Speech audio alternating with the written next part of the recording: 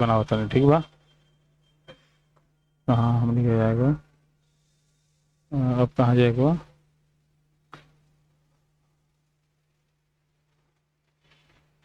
चलिए। तो संघ और राज्य क्षेत्र में हम लोग शायद अनुच्छेद 2 और 3 पढ़ रहे थे, भरले थोड़े रनी सर। हाँ, 4 से पढ़ना है। हाँ तो वही ना, तो 2 और 3 भर लिए थे। चलिए, तो एक बार थोड़ा सा हमको लग रहा है एक बार और समझना होगा, तब 4 और ज्यादा बढ़िया से समझ में आई। ध्यान दो, अनुच्छेद 3 कहता कि भाई अनुच्छेद 2 और 3 में, सॉरी 3 कहता कि कोनो भी राज्य के नाम में सीमा में परिवर्तन अगर करे के बा तो ओकर प्रोसेस का रही कि सबसे पहले राष्ट्रपति से संसद पूछी। का करी? राष्ट्रपति से संसद पूछी। राष्ट्रपति जब अनुमति दियन तब यही काम हुई। अभी एगो बात कह देता नहीं, याद रखिए लोगन, राष्ट्रपति अनुमति देबे करेला।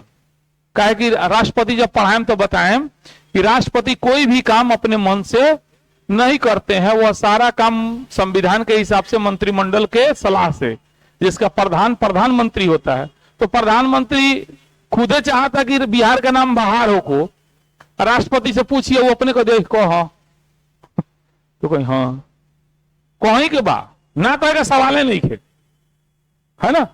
तो एक फॉर्मेलिटी है फिर भी कि राष्ट्रपति के पूर्वानुमति से, और राष्ट्रपति अपनी अनुमति देने से पहले क्या करेंगे? हाँ, जौना राज्य के नाम सीमा में परिवर्तन करना है उसमें उसके राज्य से पूछेंगे। हाँ, खाली पूछना जरूरी है, ये ना कि उसका बात मानना जरूरी है। पूछ लेंगे, अगर हाँ समर्थन दिया तो ठीक है, नहीं दिया तो भी राष्ट्रपति को जो इच्छा होगा अंत में संसद को क्या करेंगे? विचार दे देंगे, ठीक है आप नाम बदल दीजिए, सीमा में परिवर्तन कर दीजिए। इस तरीके से होता है, ठीक है। तो ये था अनुच्छेद 3। अब आइए अनुच्छेद 4। तो अनुच्छेद 4 कहता है कि अनुच्छेद 2 और 3, पहले ध्यान से समझिए, अनुच्छेद 2 और अनुच्छेद 3 में अगर आपको कोई भी काम करना हो तो उसके लिए संविधान संशोधन की कोई जरूरत नहीं है। संविधान संशोधन की जरूरत नहीं है। अनुच्छेद 2 और अनुच्छेद 3 में किसी भी प्रकार का परिवर्तन मतलब उसके अनुसार काम करना है तो उसके लिए संविधान संशोधन करने की जरूरत, अब ध्यान से समझिए, संविधान संशोधन करने की जरूरत नहीं है, लेकिन बदलाव तो हो जाएगा। होगा कि नहीं होगा? तो यही हम आपको धीरे धीरे समझाएंगे कि संशोधन जो होता है 3 प्रकार से होता है। एक ऐसा संशोधन है जिसको संशोधन माना नहीं जाता है लेकिन हो जाता है, उसको संशोधन माना, हाँ संशोधन उसी को माना जाता है जो अनुच्छेद 368 के अंतर्गत हो। यानी जिस विधि विधान में, नियम में, व्यवस्था में परिवर्तन करने के लिए कौन सा प्रोसेस अपनाएं, 368 का प्रोसेस अपनाएंगे, उसी को संशोधन माना जाएगा। अब बाकी को संशोधन नहीं माना जाएगा। परिवर्तन हो जाएगा लेकिन संशोधन नहीं माना जाएगा। बात समझ गए? अब ध्यान दीजिए। तो कहिएगा सर कैसे पहचाने? तो ध्यान दो, अनुच्छेद 368 के अंतर्गत जो संशोधन होता है ना, उसके पीछे कौआ लगा रहेला। जा कौआ, हाँ कौआ लगा रहेला। जैसे 73वां पूछा जाला कौआ, तो 73वां, 72वां, 44वां, 42वां, तो ओकरा पीछे कौआ लागल होके बुझ जा कि अनुच्छेद। लेकिन बिहार झारखंड से अलग भेल कौआ, कौआ ना एको ना, बिहार से झारखंड अलग हुआ, वो किस संशोधन के द्वारा हुआ? कोई संशोधन नहीं है, यही तो समझना है। या आंध्रा से तेलंगाना अलग हुआ, कौआ, कौनो संशोधन नहीं है। समझ रहा है कि नहीं समझ रहा है? तो यही होता है। तो आगे पढ़ाएंगे कि बिना, जिसको संशोधन नहीं माना जाता उसमें संशोधन कैसे होता है, जिसमें संशोधन माना जाता है उसमें संशोधन कैसे होता है, अनुच्छेद 368 के अंतर्गत संशोधन कैसे होता है, ये सब आगे का प्रोसेस है। फिलहाल इतना ही समझिए। अनुच्छेद 4 कहता है कि अनुच्छेद 2 और अनुच्छेद 3 से संबंधित कोनो भी काम करना हो, यानी कि हमें 2 नए राज्यों का प्रवेश दिलाना हो, या अनुच्छेद 3 कहता है नए राज्य का निर्माण वर्तमान राज्य के क्षेत्र सीमा या नामों में परिवर्तन करना हो, इसके लिए अनुच्छेद 4 क्या कहा कि भाई किसी भी प्रकार का कोई जरूरत नहीं है, बल्कि इसको साधारण बहुमत से ही काम को किया जा सकता है।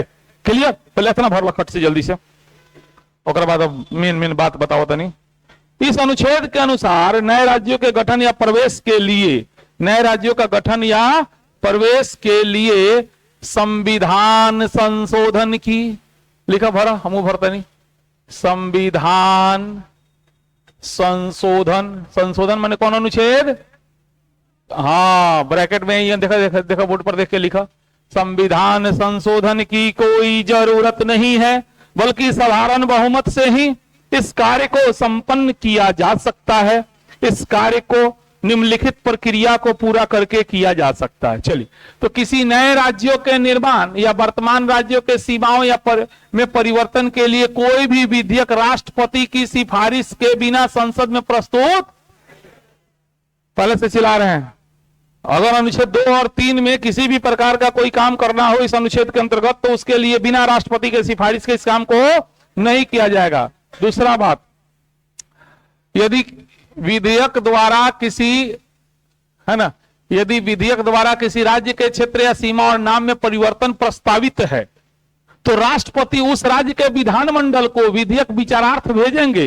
माने जौना राज्य के नाम सीमा में छेड़छाड़ करे के बा, उस राज्य के विधानमंडल को, किले राष्ट्रपति उस राज्य के विधानमंडल को उस कानून के जानकारी देंगे।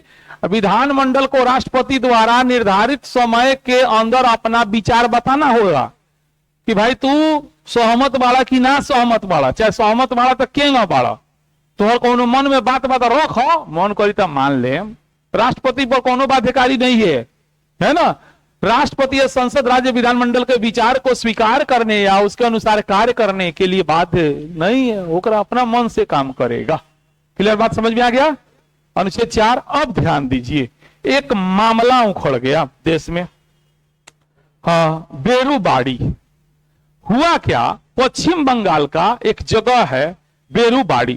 जब भारत पाकिस्तान बंट गया उसके बाद बेरूबाड़ी पाकिस्तान में नहीं भारत का हिस्सा बना, लेकिन पाकिस्तान उसका डिमांड किया कि भाई हमको ये दे दो, बदले में हम तुमको कुछ और दे देते, क्योंकि वो एरिया हमारे बांग्लादेश में आ रहा है। उस समय पूर्वी पाकिस्तान के रूप में बांग्लादेश में था। तो भारत सरकार इस पर सहमत हो गया, कहा ठीक है दे दिया जाएगा, तुम उसको बदले हमको ये दे देना, झगड़ा झंझट करने से कोई ज्यादा फायदा है नहीं। अब क्या हुआ, ये मामला 1958 में उठा था, 1958 में। कब उठा था? अब राष्ट्रपति के पास भेजा गया, भाई इस काम को करने के लिए क्या करना, प्रोसेस वही ना है, राष्ट्रपति से पूछना होगा। तो राष्ट्रपति से पूछा गया कि राष्ट्रपति महोदय से बेरूबाड़ी हम लोग पाकिस्तान को देना चाहते हैं, दे दें। अब राष्ट्रपति कंफ्यूजन में फंस गए, जो कि प्रधानमंत्री कह रहे थे हाँ कह दी, हम बहुत आदमी है, मशीन थोड़े हैं, हमको कुछ गड़बड़ लग रहा है, हमको कुछ गड़बड़ लग रहा है। अब ध्यान दीजिए, राष्ट्रपति भी तो सही बात है, वो भी तो बेचारा एक आदमी है कि नहीं है। अब उनके पास भी तो एगो लिमिटेड जानकारी होगा, वो भी किसी मुद्दा पे फंस सकते हैं कि नहीं फंस सकते हैं, हैं? तो अगर वो फंसेंगे तो वो कहां जाएंगे?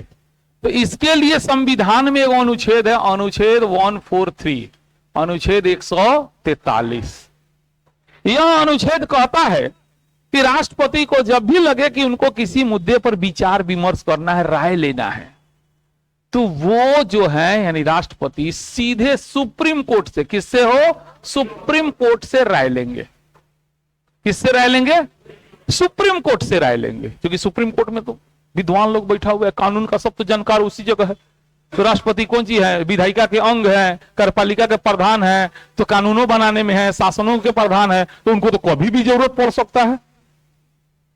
तो इसीलिए अनुच्छेद 143 मोस्ट VVI अनुच्छेद है, आगे भी मिलेगा मौका पढ़ने को। सर्वोच्च न्यायालय पढ़ाएंगे तो भी पढ़ाएंगे, राष्ट्रपति पढ़ाएंगे तो भी पढ़ाएंगे, अभी याद हो जाए तो अति उत्तम है ना। खूब पूछता है ये सब अनुच्छेद, जो अनुच्छेद बीच में आया ना बुझिए इंपॉर्टेंट है, यही तो डिसाइडेड फैक्टर है। ये आपको सारा अनुच्छेद में इंपॉर्टेंट कैसे पता चले? तो जो इंपॉर्टेंट है वो बारंबार अपने मन आता रहेगा, आता जाता रहेगा वो, सोचिए कितना इंपॉर्टेंट है कि उसका प्रयोग बार बार हो रहा है, तो परीक्षा में पूछने का चांस ज्यादा है कि नहीं? तो इस तरीके से अनुच्छेद 143 कहता है राष्ट्रपति को अगर किसी भी मुद्दे पर राय विचार करना हो तो किससे करेंगे? सुप्रीम कोर्ट से। अब यहां थोड़ा सा ध्यान दीजिए, इस अनुच्छेद को समझना तो बढ़िया से समझिए। इस अनुच्छेद में यह भी लिखा हुआ है कि हर बतवा के लिए राय लेना कोई जरूरी थोड़े है, राष्ट्रपति को जब लगेगा कि राय लेना चाहिए, ये ना कि कोनो काम करने से पहले सुप्रीम कोर्ट से, गलत अर्थ मत निकालिए। यूपीएससी में कथन कारण में सब रहता है कि राष्ट्रपति कोई भी काम करने से पहले सुप्रीम कोर्ट का सलाह लेंगे, बिल्कुल गलत। उनका मन करेगा तब सलाह लेंगे, नहीं मन करेगा तो नहीं लेंगे। पहला बात क्लियर हो गया। इन अनुच्छेद 143 के अंतर्गत राष्ट्रपति किसी भी कार्य को करने से पहले सुप्रीम कोर्ट से सलाह लेते हैं। बात सही है? नहीं सही है, गलत है। राष्ट्रपति को जब लगेगा तब वो सलाह लेंगे।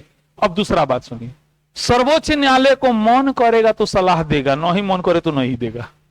यो बात जान लीजिए, इस अनुच्छेद में क्लियर लिखा हुआ है कि सर्वोच्च न्यायालय बाध्य नहीं है कि राष्ट्रपति कोई सलाह मांगे तो हम दे दे। बात समझ रहे हैं ना? और ऐसा एक बार हो भी चुका है, राष्ट्रपति अब तक 13-14 बार इस अनुच्छेद का प्रयोग किए हैं, लेकिन 1993 में जब बाबरी है ना राम जन्मभूमि वाला कांड हुआ तो राष्ट्रपति ने सर्वोच्च न्यायालय से सलाह मांगा कि का कहता नहीं, का कहता नहीं, हमरा के फंसई बतू, हम कुछो नहीं कहत तो नहीं लड़ कट ओकरा बाद हम हमरा लगे ये तब कहे मैंने हमरा से पूछ लगी हमरे सर्वोच्च न्यायालय कहलक। बात समझ रहे हैं ना? तो नहीं दिया सलाह, बोला कि हमरे से का पूछ ले बड़ा, राजनीतिक मुद्दा अपन सलटावल हो ना तो मारपीट करो, हमरा लगे आओ, तब हम सलटा देता नहीं एक बेर में। और फिर फाइनली वही ना सलटाया। तो सर्वोच्च न्यायालय भी आजाद है कि उसको भी इच्छा होगा तो सलाह देगा, नहीं इच्छा होगा तो सलाह।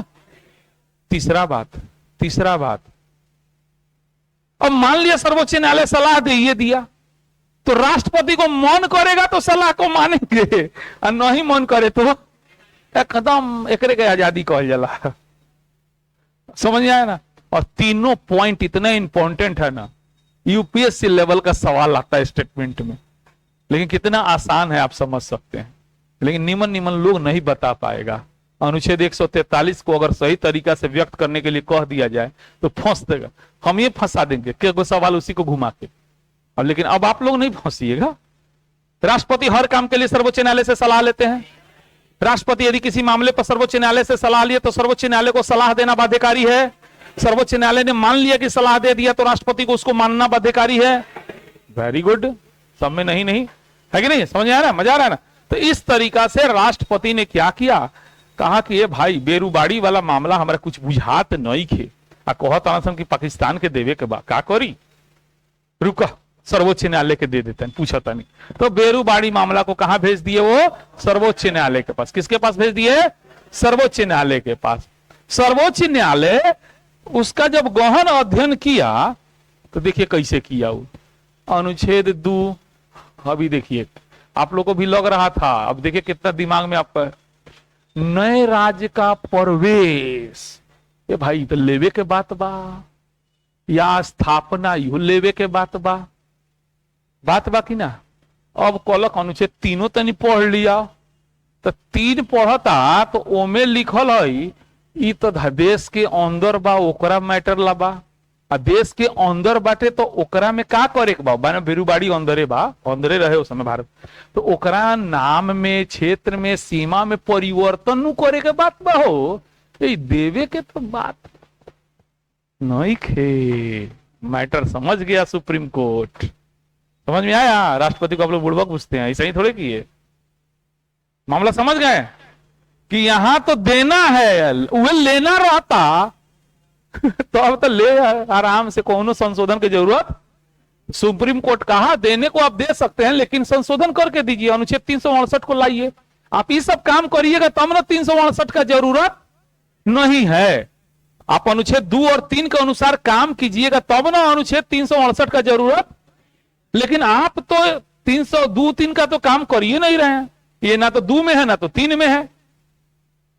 आप दे रहे हैं, भारत का हिस्सा दूसरे को दे रहे हैं, तो देने का बात ना तो 2 में है अनुच्छेद और ना ही इसको। अगर आपको देना ही है तो आप संसद है भाई, आप कानून बना के दीजिए, अनुच्छेद 368 का प्रयोग कीजिए, आप कानून बनाइए, संशोधन करके कानून बनाइए, तभी दे सकते हैं, नहीं तो नहीं दे सकते हैं। तब संविधान संसद क्या किया, 9वां संविधान संशोधन विधेयक लाया। कौवा संशोधन, 9वां संविधान संशोधन विधेयक, कौवा संशोधन, 9वां संविधान संशोधन विधेयक लाया। कब, 1960 में। और उसी के द्वारा बेरुबाड़ी को, उस समय के पाकिस्तान को, यानी आज के बांग्लादेश को दिया।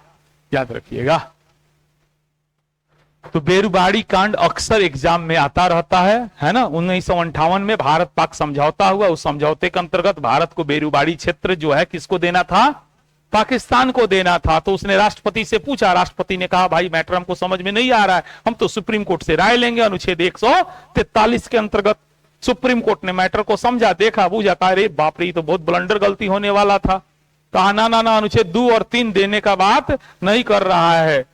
अगर लेना है तो ले लीजिए बिना संशोधन के लिए, लेकिन अगर आपको देना ही है तो आप उसके लिए आपको क्या करना पड़ेगा, संविधान में संशोधन करना पड़ेगा, तभी आप दे सकते हैं। तब जाकर संसद ने कौवा संविधान संशोधन, 9वां संविधान संशोधन लाया और ला करके बेरुबाड़ी को जो है पाकिस्तान को दे दिया। क्लियर।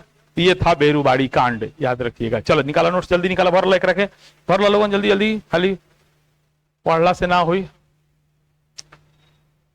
कठिन से कठिन टॉपिक अगर सरल न लगे तो फिर बेकार है मेरे पास पढ़ना, है ना।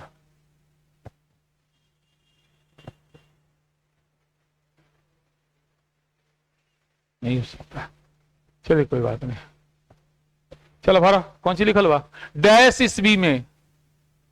ए भाई 1958 ईस्वी में हो, विवाद कब बने, मामला कब आए रहे, समझौता कब भर है, 1960 में तो संशोधन नु भयल, तो फिर उल्टा पुल्टा जवाब ना।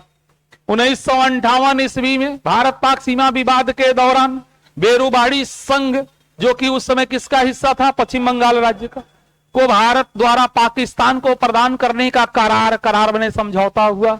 उच्चतम न्यायालय ने स्पष्ट रूप से कहा कि संविधान के अनुच्छेद 3 किसी भारतीय भूभाग को विदेशियों को सौंपने की इजाजत नहीं देता है, अर्थात संसद साधारण विधि द्वारा इस समझौते को लागू नहीं कर, तथा इसके लिए अनुच्छेद 368 के अधीन संविधान संशोधन की इस प्रकार संसद द्वारा डैश पारित किया गया। कौवा संशोधन, 9वां संविधान संशोधन विधेयक। देखो जगह बताऊं कितना लिखा था, नहीं 1960। वही से नोट्स ले बानी पीडीएफ उठा के, सुनिए शॉर्ट में लिखे लगन, टाइम पास। 9वां संविधान संशोधन विधेयक, पूरा नाम लिखिए, 1960 9वां संविधान संशोधन विधेयक। चलिए हो गया, हाँ पारित किया, जिसके अंतर्गत बेरुबाड़ी संघ क्षेत्र को किसको दे दिया फाइनली। चलिए एक और अभी हाल ही फिलहाल में कुछ दिन पहले, है ना, आपको मोदी सरकार में भारत और बांग्लादेश के बीच सीमा समझौता हुआ है ना। तो बांग्लादेश कुछ हिस्सा हम लोग को दिया और हम लोग कुछ हिस्सा, तो उसके लिए 100वां संविधान संशोधन विधेयक लाया गया था। 100वां 100वां मोस्ट VVI है, याद रखिएगा। तो वही नोट में लिख दिए हैं, लिखिएगा 100वां संविधान संशोधन कब हो रहे, 2015 में। 2015 लिखा ध्यान से, 2015 द्वारा भारत के कुछ भूभाग पर बांग्लादेश का और बांग्लादेश के कुछ भूभाग पर भारत का अधिकार स्वीकार किया गया। क्लियर हो गया, हो गए। 2015 15 कौन सी, चलिए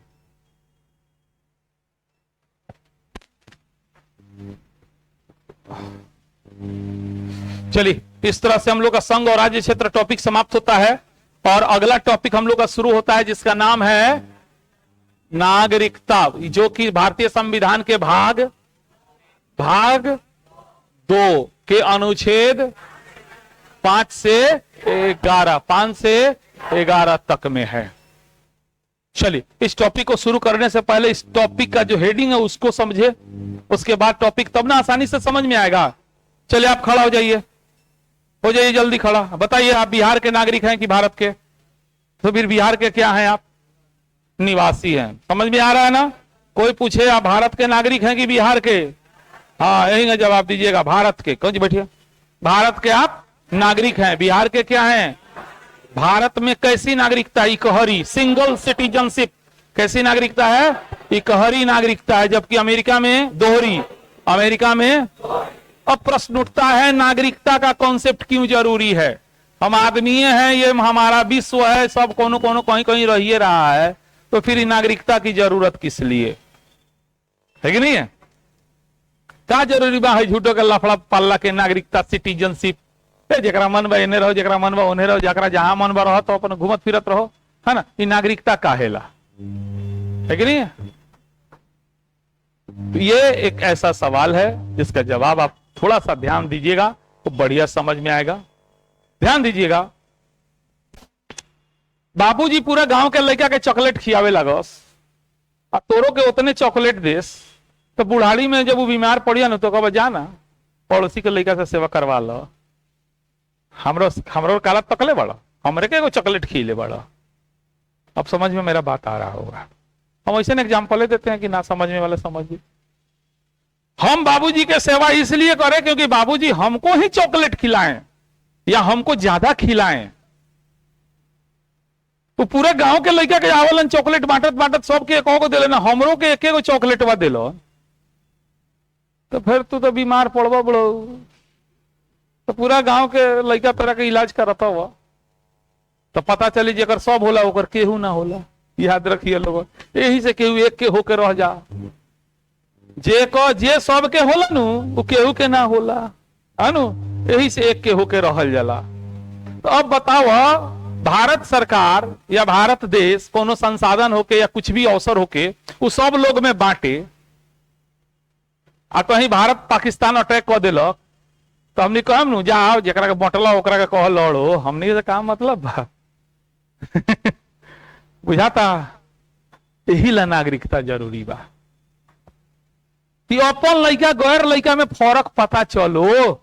सीधा बात बा, क्या कि अपने नु अपन होला, हसुआ बहुत गाड़ी कितनो होला तो खींचेला के अपने और नु खींचेला। तो यही ला, ना तो देश टूट जाई। देश बा तो समस्या आईबे करी, तो समस्या आई तो निमन निमन लोग मैदान छोड़ के भाग जाला।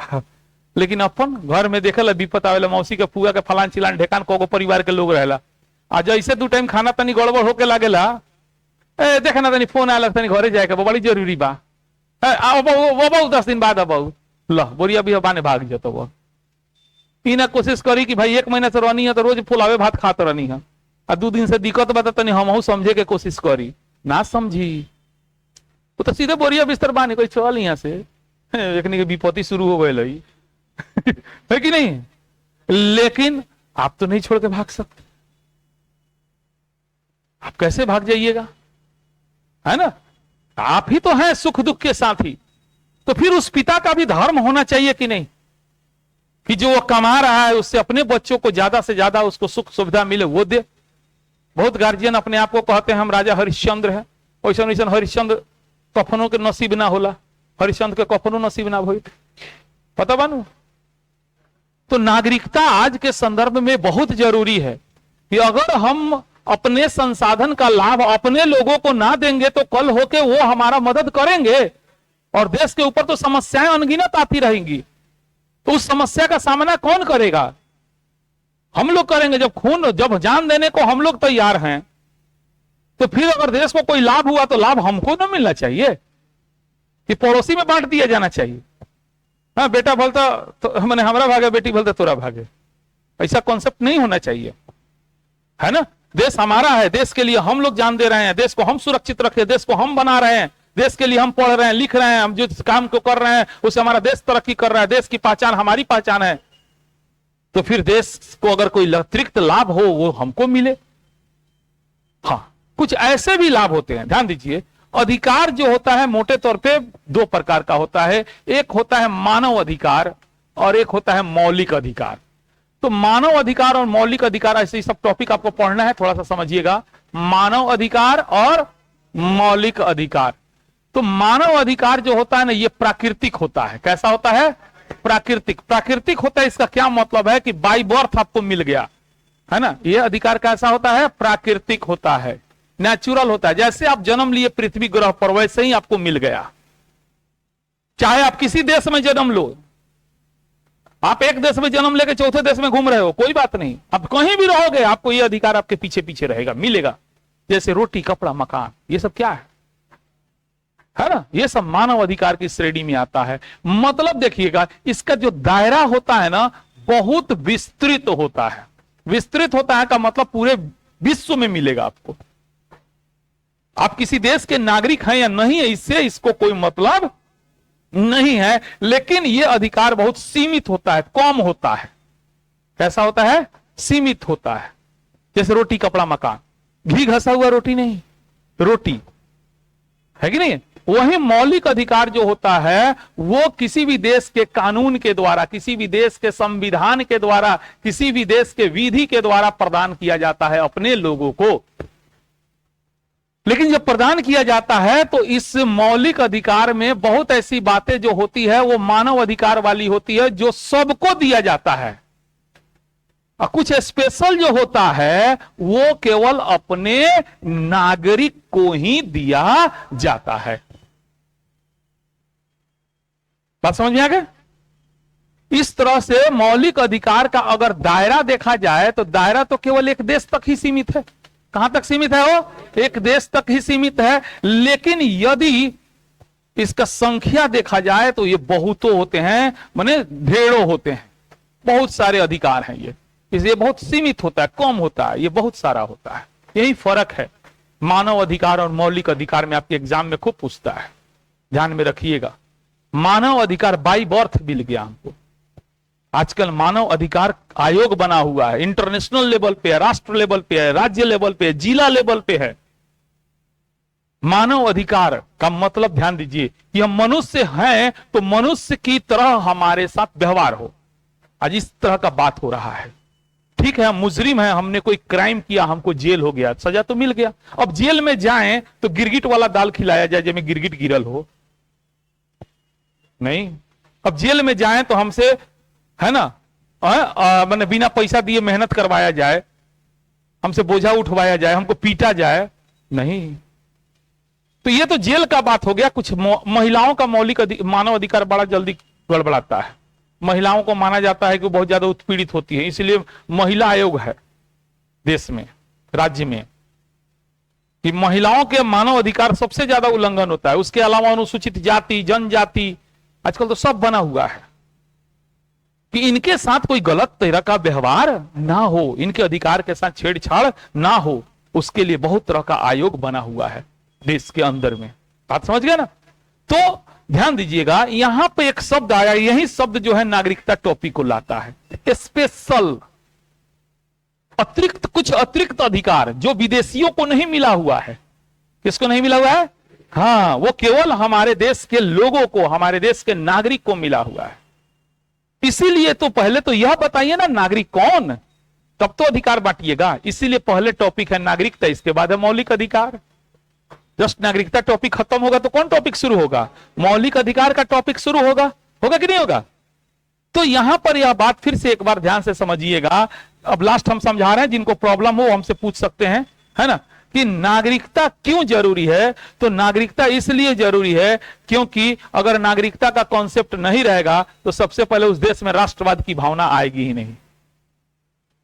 उस देश पर यदि कोई संकट आ गया ना तो उस देश के संकट का सामना करने के लिए कोई बचेगा ही नहीं।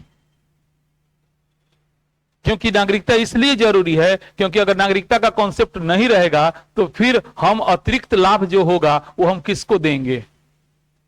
फिर हमारा जो राजनीतिक पद है वो कौन धारण करेगा? फिर हमारे सरकारी नौकरी में पूरा विदेशी लोग आ जाएगा अगर नागरिकता का कॉन्सेप्ट नहीं रहेगा तो इसीलिए नागरिकता बहुत जरूरी है।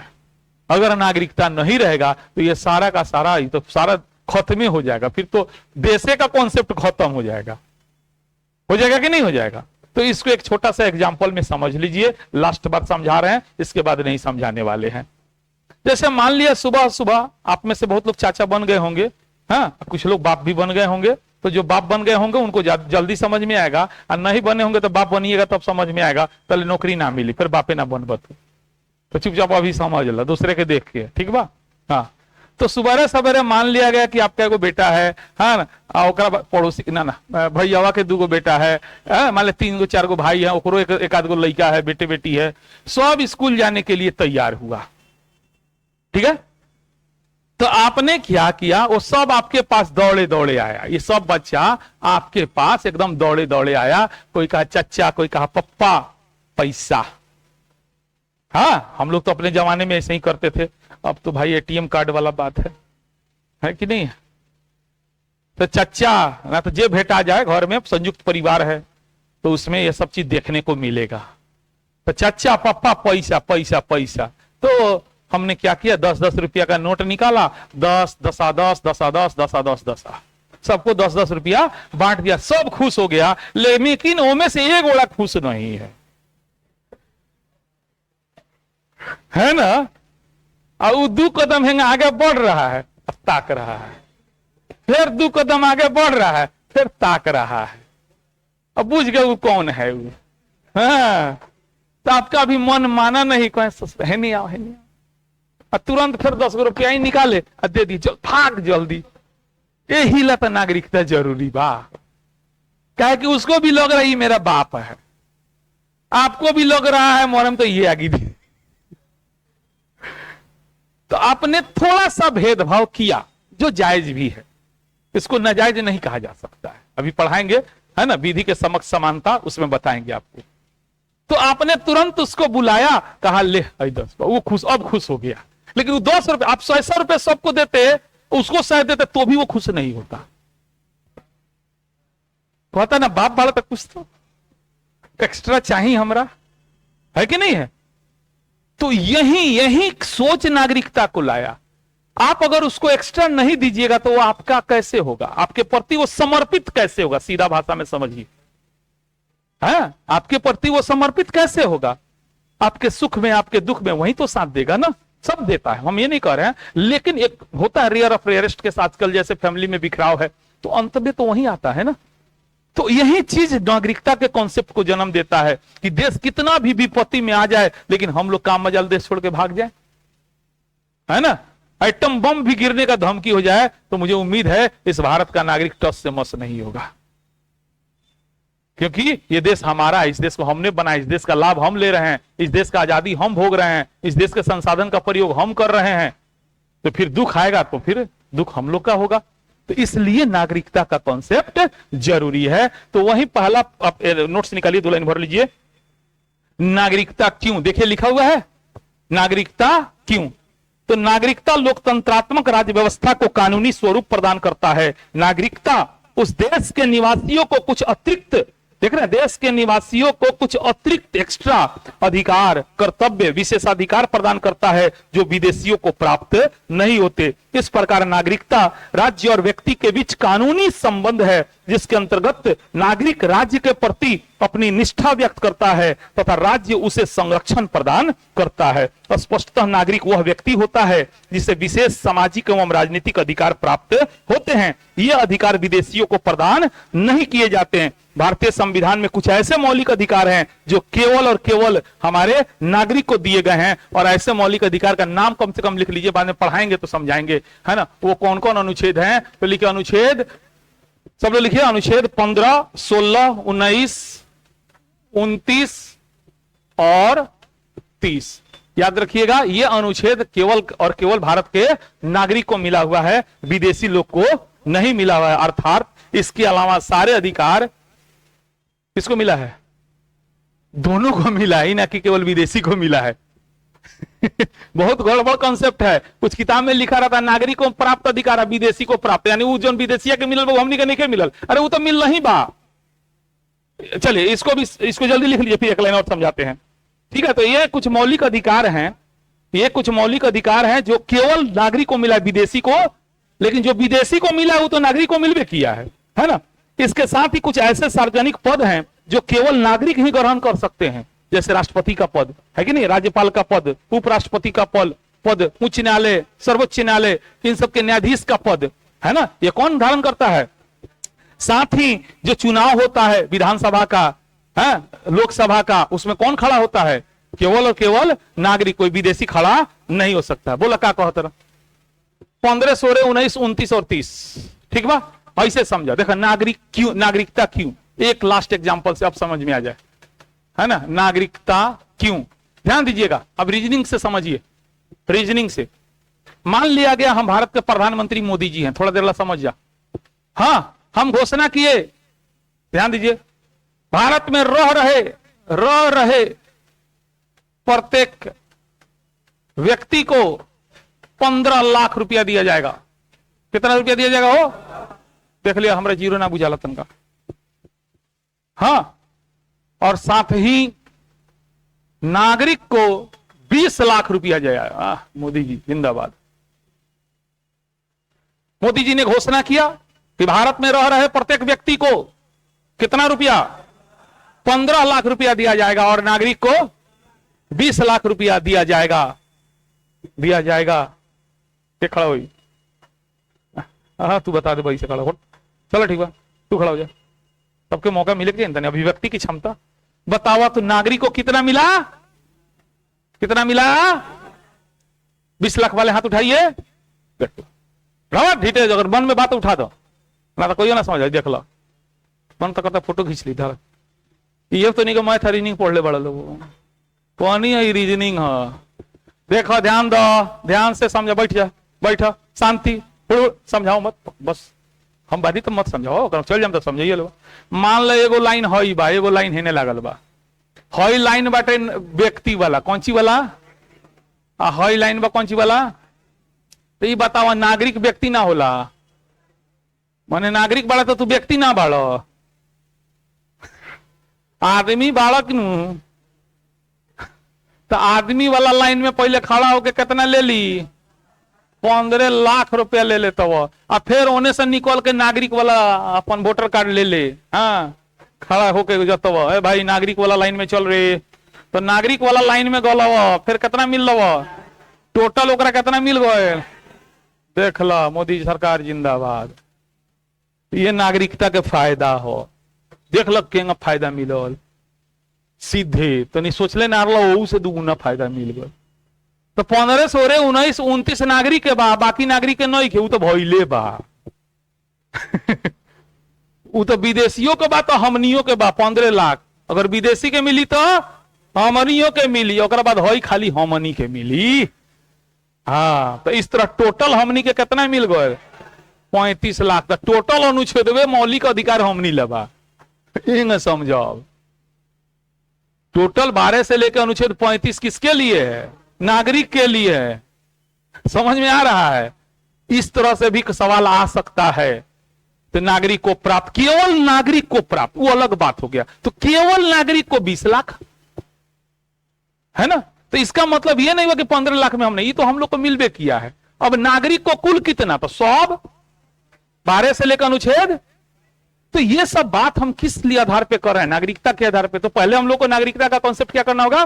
क्लियर करना होगा। चलिए थोड़ा बहुत नागरिकता के बारे में बताएं। आज के लिए इतना, कल कंटिन्यू रहेगा, ठीक है?